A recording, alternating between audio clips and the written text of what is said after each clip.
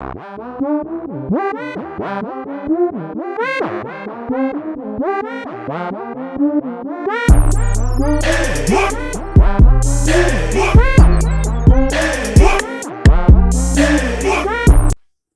this man just left me here because I didn't want to have sex with him. I feel sorry for y'all young women. These young men don't fuck around nowadays. These had series since the age of 7. They used to a bitch giving them what they want, when they want, promptly. Back in the day, they called that shit game. And that game was set to the hardest difficulty level. You couldn't swipe through and find women. You had to go to where the women were. Church, grocery store, club, mall. These motherfuckers playing the game on easy mode.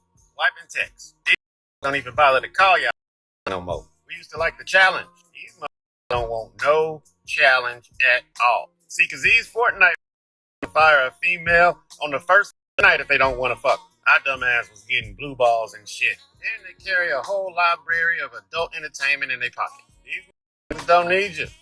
And they letting you know it. Now remember, a man made Tinder. and a man made OnlyFans as well. Yeah, welcome to dating in 2023, man. What's going on, YouTube? Is your boy Ron back with another video. If you're new to the platform, welcome to the tribe. By the end of this video, I hope you subscribe. I came across a video the other day, a woman asking men why did they give up on marriage or dating or whatever the case may be, and this brother cooked. All right, now it's pretty lengthy, so I'm not gonna be doing a whole lot of stopping, but you know, I'm gonna chime in when he makes some valid points. But yeah, he rambles on for about a good 9-10 minutes, man, but he spoke nothing but facts. A lot of the stuff is stuff that I say all the time. Let's keep it moving. Tell me why you don't want to have a partner in life. Tell me why. Well, ma'am, part of the answer to your question is the question itself. That's where the disconnect is. You assume because these men are saying that they don't necessarily want a relationship with these modern American women, that they wouldn't want a relationship at all. And that's not exactly what these men are saying. Now, sure, they may not fully articulate it in the way I'm going to articulate it for you right now, but rest assured, this is the thought pathology, if you will. The modern American woman has essentially either one, made herself obsolete within relationship, or has made herself so insufferable or so intolerable in relationship that the men have essentially lost interest. Now, allow me to clarify. When I say that these women have made themselves obsolete, they have habitually told men across the ethnic spectrum that they have no desire to actually be partners, but instead want to be dependents. They expect men to provide for them, to protect them, to give them all the benefits of a historically gender normative relationship. Or in other words, they expect men to hold up their end of the bargain of adhering to traditional ideas of what a man is supposed to do.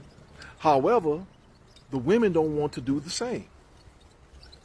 Everything that a man would essentially seek from a woman in terms of the traditional relationship, these women say that they have no desire to fulfill or do. And not only that, they try to make it seem like it's slavery. That is bullshit. And that's one of the first things that'll come out of a woman's mouth is, oh, you want a slave, you just want somebody you can walk all over, and you don't want a wife, you want a maid. Bruh. But the moment a man says, well, if you want a man to pay all the bills, then basically what you want is a daddy, a sugar daddy. Ooh! An ATM machine. And see, and then when you go there, and then I'm like, that's when the fussing gets to start. How dare you? Go figure. Let's keep it moving. They don't want to cook. They don't want to clean. They barely even want to take care of their own children. Life's tough, get a helmet. And then when we talk about sexual relations, well, that winds up being a huge contradiction because while they insist upon not being sexually objectified, the one thing they do the most is sexually objectify themselves, seeking sexualized attention. Go figure. You can't make this shit up. You can't make this shit One up. of the biggest contradictions in Western society. Yeah, I heard it.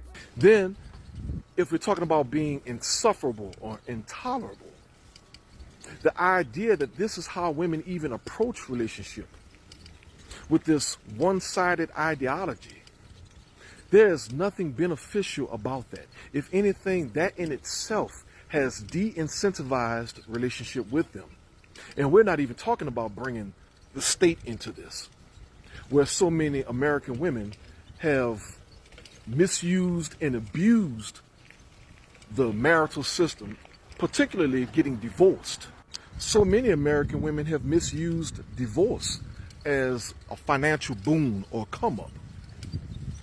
And one of the responses that these women will frequently give is, well, if the man is not rich, well, how can he suffer so heavily? Well, that's kind of in the response itself as well. Because just because a man isn't necessarily affluent or well off, it doesn't mean that he needs his money any less. If anything, he needs his money that much more.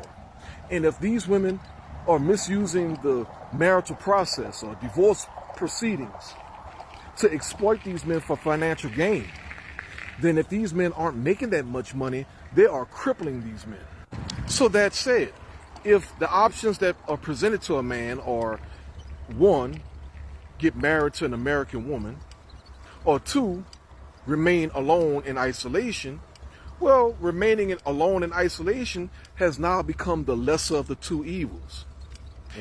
Simultaneously, that lesser evil that I just mentioned is now being seen as not quite so bad. If anything, it seems to be somewhat freeing, especially when you factor in the fact that modern women's preferences in terms of dating really hasn't changed that much. I mean, they still seem to seek out men with aesthetic handsomeness, high levels of sexual proficiency, and this is the great equalizer, a great financial portfolio. And when you factor that in, along with this new climate of anti-slut shaming, where apparently American women want to be seen as somewhat praiseworthy for their thottish or slutty behavior, that they will approach relationship much like the common prostitute or gold digger. Well, now men with money, they find it hard to distinguish women of supposed honor and grace and good home training with this new generation of women who only seem to be interested in either carrying themselves or portraying themselves much in the same vein as the common prostitute. So much so that there's just really no difference. And if you haven't heard the old adage, well, let me introduce you to it. Men don't pay prostitutes to come. They pay them to leave. Or in other words, if the modern American woman can be comparable to the common garden variety prostitute, which apparently they may be, then there's really no incentive for the men to even entertain a relationship with these women, much less seek out a marital relationship with these women. And to this end, that's why the passport bro movement has become so prolific. Because if you notice, those men who identify with being passport bros, they're still talking about getting married. So no, they're not too focused on isolation, and they most certainly aren't saying that they don't want a life partner.